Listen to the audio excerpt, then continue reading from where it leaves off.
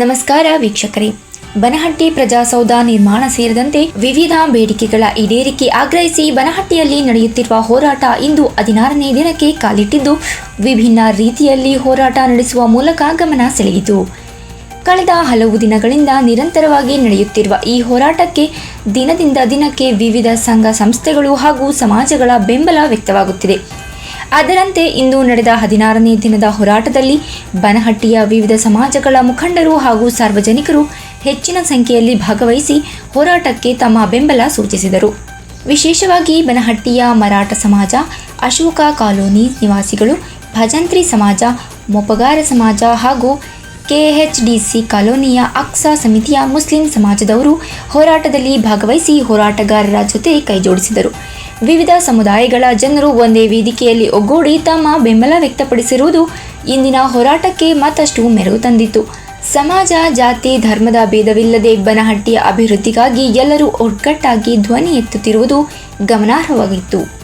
ಹೋರಾಟದ ಸಂದರ್ಭದಲ್ಲಿ ಮಾತನಾಡಿದ ವಿವಿಧ ಸಮಾಜಗಳ ಮುಖಂಡರು, ಬನಹಟ್ಟಿಯ ಜನರ ಬಹುದಿನಗಳ ಬೇಡಿಕೆಗೆ ಸೂಕ್ತ ಸ್ಪಂದನೆ ದೊರೆಯಬೇಕು.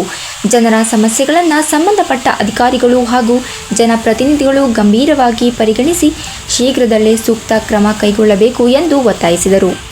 ಇನ್ನು 16 ದಿನಗಳಿಂದ ನಿರಂತರವಾಗಿ ನಡೆಯುತ್ತಿರುವ ಈ ಹೋರಾಟಕ್ಕೆ ಸಾರ್ವಜನಿಕರಿಂದಲೂ ವ್ಯಾಪಕ ಬೆಂಬಲ ವ್ಯಕ್ತವಾಗುತ್ತಿದ್ದು, ಪ್ರತಿದಿನವೂ ವಿಭಿನ್ನ ರೀತಿಯಲ್ಲಿ ಹೋರಾಟ ನಡೆಸುವ ಮೂಲಕ ಸರ್ಕಾರ ಹಾಗೂ ಆಡಳಿತದ ಗಮನ ಸೆಳೆಯುವ ಪ್ರಯತ್ನ ಮಾಡಲಾಗ್ತಾ ಇದೆ. ಈ ದಿನ ಹೋರಾಟದ ಮತ್ತೊಂದು ವಿಶೇಷವೆಂದರೆ ಬನಹಟ್ಟಿಯ ವಿವಿಧ ಪ್ರದೇಶಗಳು ಮತ್ತು ಸಮುದಾಯಗಳ ಜನರು ಒಗ್ಗಟ್ಟಿನಿಂದ ಭಾಗವಹಿಸಿರುವುದು.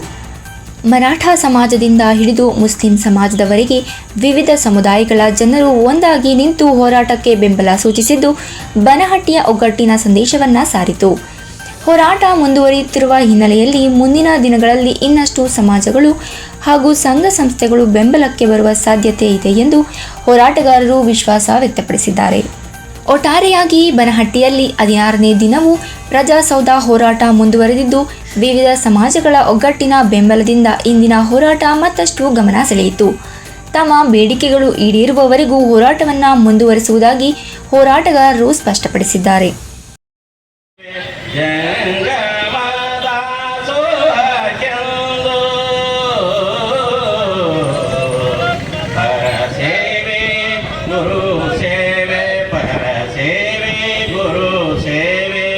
ಜಂಗಮ ದಾಸೋಹಕ್ಕೆಂದು ನಾನಾವ ಕರ್ಮಂಗಳ ಮಾಡಿದು.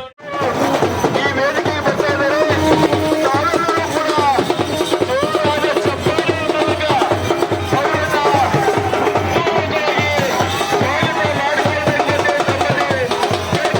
ವಿನಂತಿಸಿಕೊಳ್ತಾ ಇದ್ದೀನಿ.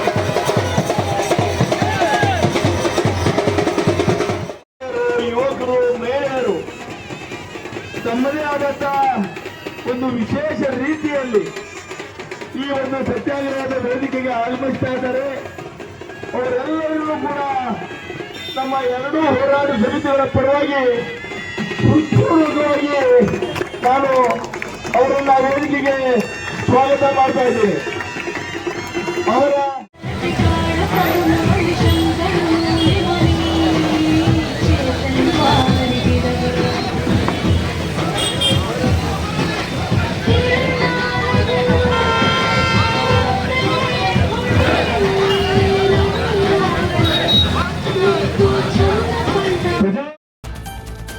ಇದು ಇವತ್ತಿನ ಪ್ರಮುಖ ಸುದ್ದಿಯಾಗಿತ್ತು. ಇದೇ ರೀತಿಯ ಹೆಚ್ಚಿನ ಅಪ್ಡೇಟ್ಸ್ಗಳಿಗಾಗಿ ನೀವು ನೋಡ್ತಾ ಇರಿ ನಮ್ಮ ಚಾಲುಕ್ಯ ಟಿವಿ.